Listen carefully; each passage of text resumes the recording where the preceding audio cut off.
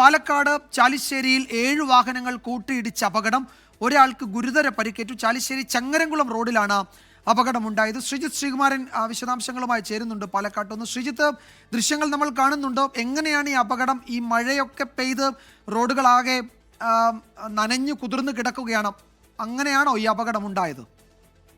Bus പെട്ടെന്ന് break പിടിച്ചതാണെന്നാണ് പറയുന്നത്. ഒരു സ്വകാര്യ ബസ്, 2 കാറ്, 3 ഓട്ടോറിക്ഷ, ഒരു ബൈക്ക് എന്നിവയാണ് കൂട്ടിയിടിച്ചത്. ഇതിൽ ഈ ഓട്ടോറിക്ഷ ഡ്രൈവർക്ക് കാര്യമായ രീതിയിലുള്ള പരിക്കേറ്റിട്ടുണ്ട് എന്ന് മനസ്സിലാക്കുന്നു.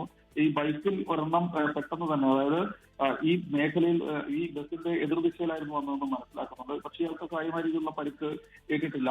ഇന്ന് 11:30 കൂടിയായിരുന്നു ഈ ഒരു അപകടം നടന്നത്. അപകടത്തിൽ ഓട്ടോറിക്ഷ പൂർണ്ണമായും തകർന്നു. അപകടത്തിൽ ഗുരുതരമായി പരിക്കേറ്റത് ഓട്ടോറിക്ഷ ഡ്രൈവർക്കാണ്. അദ്ദേഹത്തിന്റെ പേരുവിവരങ്ങൾ അല്പസമയത്തിനകം തന്നെ നമുക്ക് നൽകാനാവും. ഓട്ടോറിക്ഷ ഡ്രൈവർ എന്തായാലും ആശുപത്രിയിൽ പ്രവേശിച്ചിട്ടുണ്ട്. അപകട കാരണം അതിന്റെ CCTV ദൃശ്യങ്ങളടക്കം നമ്മൾ പരിശോധിക്കുകയാണ്. വിജയകുമാർ. യെസ്, ശ്രീജിത്ത് ശ്രീകുമാരനാണ് വിവരങ്ങൾ നൽകിയത് പാലക്കാട്ട് നിന്ന്. അവിടെ ചാലിശ്ശേരിയിൽ 7 വാഹനങ്ങളാണ് കൂട്ടിയിടിച്ചത്. ഒരാൾക്ക് ഗുരുതര പരിക്കേൽക്കുകയും ചെയ്തു.